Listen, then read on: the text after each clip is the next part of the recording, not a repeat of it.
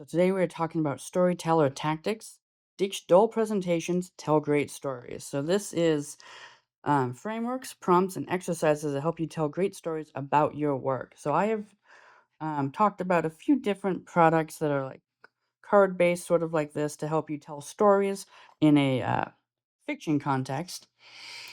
Story Engine and Reckless Deck, and a couple others. This is basically a nonfiction sort of version about how to pitch yourself and how to pitch your work to people. It's got a bunch of cards, different categories that are all color coded. Now, this is a very pricey deck. This is a deck of cards that is like 130 if you look on the website. It is pricey. Now, if you don't get it on discount, I guess it depends on if that's going to be worth it to you. This is quite an expensive deck of cards. Now, the website Pip Decks, they've got not just storyteller tactics, they've got, probably about a dozen different decks, all with a different focus to them. So this one is specifically about pitching your work to people. So we've got a couple ways. We've got some cards to guide us. So Storyteller Tactics Volume 1. So they lay out 3 different options for you on how to kind of use it, but just like any of these tools, feel free to use it in whatever way makes sense for you and drives you towards your desired goal or outcome. Pick a card, any card. As a magician would say, let's do some story magic. Here are a few ways to approach the Storyteller Tactics deck. Fan the deck. Pick a card at random. Make the elements of your story fit the tactic. Pick another card and repeat. Do this 3 times and see which story you like best. Or try our Desert Island cards. If you could only take 7 cards from the entire deck, I'd take these. Each one helps you with a different stage of your storytelling process. So they've got 1 from each of the category here. Or try our recipe cards. Combine different story ingredients to solve common problems. So what are the cards categories that we get in here? So we've got concept, explore, character, function, structure, style, organize, and a recipe. So let's grab a concept and take a look at what it says. We're just going to look at one of each. So let's look at the concept order and chaos. Show how your project can impose order on a chaotic mess or disrupt a system that's too rigid. Every story contains 3 elements: the known, the unknown, and the hero. The known world is orderly, safe, but restricted. The unknown world is chaotic, risky, but full of potential. The hero, that's you, must explore both worlds and find the right balance between chaos and order. So it gives you an explanation of the tactic on the front of the card, and the back has kind of a breakdown. So, order. Describe the known world, the client you're working with, and their existing products and users. Describe the unknown world, competitors, changing technologies, changing user behaviors, acts of God. How does chaos disrupt order? How does the unknown world create sudden change in the known world? What new info becomes available? You are the hero. How do you respond? Are you helping your client impose order onto a situation that's too chaotic and threatening? Are you injecting some much needed new life into a situation that is too stale and rigid? Turn this insight into a conversational story using 5 T's or a presentation story using a story arc like Man in a Hole. So it even references some other cards that you can use to kind of flesh out this idea, because this is just one component of the whole system. So that's one of the concepts. In fact, let's actually take a look at, let's go to 5 T's and see how the 5 T's look. That is a structure card. Keep these T's in your back pocket in case someone puts you on the spot and you need to tell a story right now. Timeline, turning, tensions, temptations, teachable moments. So those are the 5 T's. We got the timeline, beginning, middle, and end. Turning points, realization, decision, and change. Tensions, anxious moments, and conflict. Temptations, easy way out or do the right thing.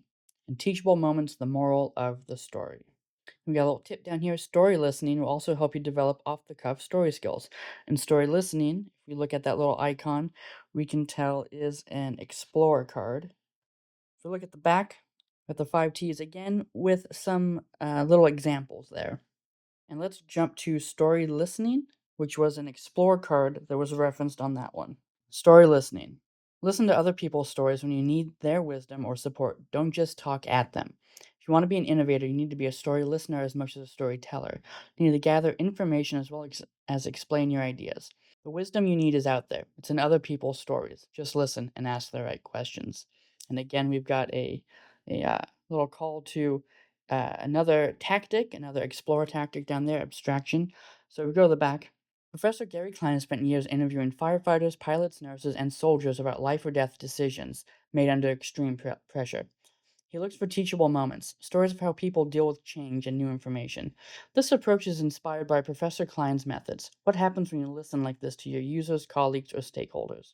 First listen, is this a memorable story? Second listen, create a basic timeline. Third listen, add key decisions to the timeline.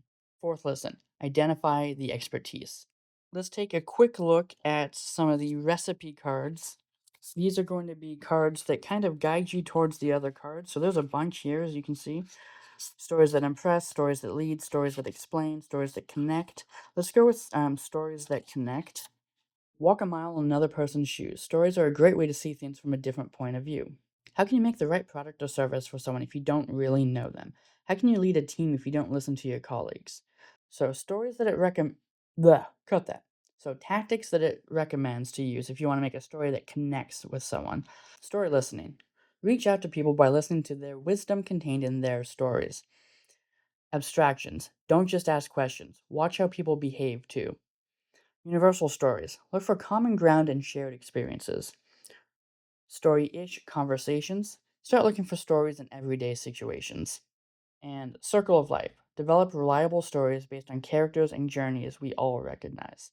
All right, now let's take a quick look at some of the types of cards that we haven't gone through yet. So we got a character card here called Trust Me, I'm an Expert. Win my trust. Tell me a story that shows your character and values in action. Imagine you're an expert immunologist. You have all the facts to show why vaccination is a good idea. Then we find out you haven't had your own kids vaccinated. Should we believe a word you say? Your facts haven't changed, but your actions let you down. You haven't lived up to the values we expect from the character of the expert.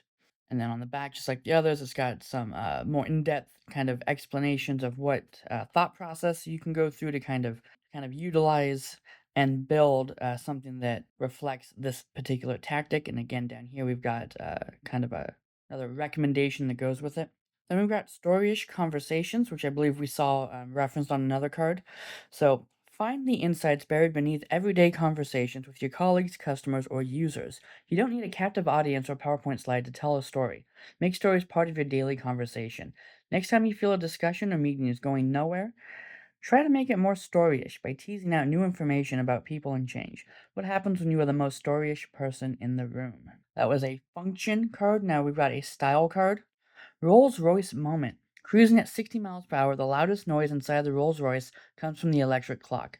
Rolls-Royce ran an advert with this headline in a U.S. magazine in 1960. Next year, Ford spent millions on an ad campaign promising cars as quiet as a Rolls-Royce.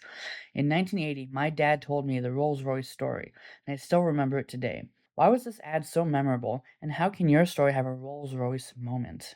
And then we've got an organized card, Story Bank.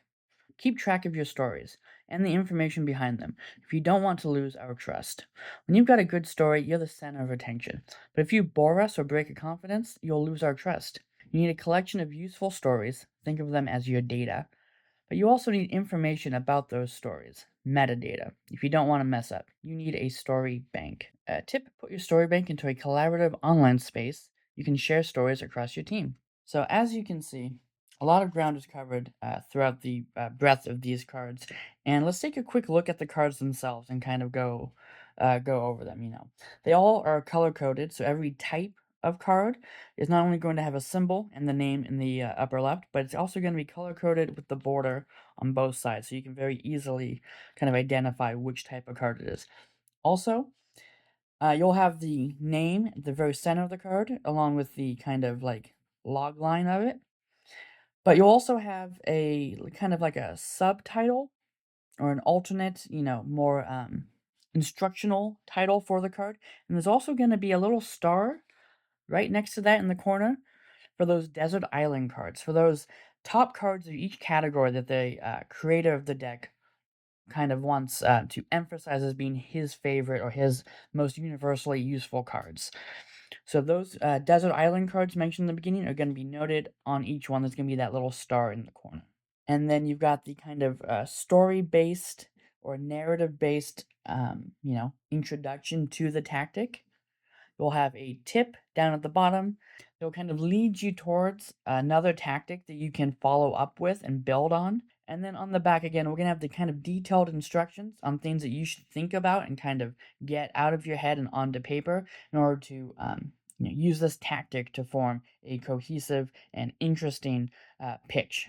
So when it comes to how you use the deck, there's obviously a couple ways built into it. As we've mentioned before, if we take a look at this card, trust me, I'm an expert. If you look at the bottom, it's going to kind of recommend that maybe the Pitch Perfect card is going to be a nice follow up to it. And then if you look at the Pitch Perfect card down at the bottom, use the audience profile to prepare for your pitch. At the bottom of the audience profile is going to guide you towards Innovation Curve, right, which is a structure card, and that's going to have two actual options for you. Depending on what card you feel like starting with, you can kind of let the cards guide you at least a little bit. And then you also have the recipe cards that will kind of give you a cluster of different card types that you can use depending on what you're trying to actually accomplish and the type of story you're trying to mold. And then we've got one more card in the deck that's kind of a special card. It is the story building system. So it's got a little description of all the different types of cards on one side, and on the other side, it's got a little flow chart. So if you can see, it's gonna have a question and yes or no. And it's that simple, very simple flow chart. Do you know why you need a story? Yes. Then you go down. If you don't, then start with the concept card. Take a look at the concept cards, see which one you think would work, and then go from there. So a nice, easy to follow flow chart to kind of hold your hand if that's something you need. So that's a little overview of the Storyteller Tactics cards from pipdecks.com. Like I said, it's a 139 for this deck.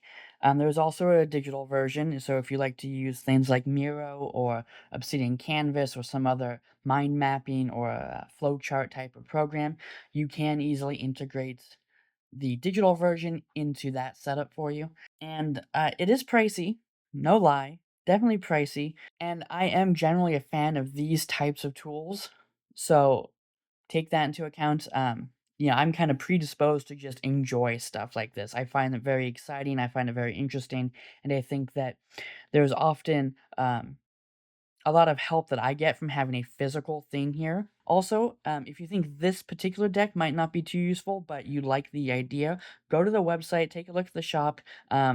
There's a dozen or so decks like this that are focused on different areas. So you might find something else that piques your interest.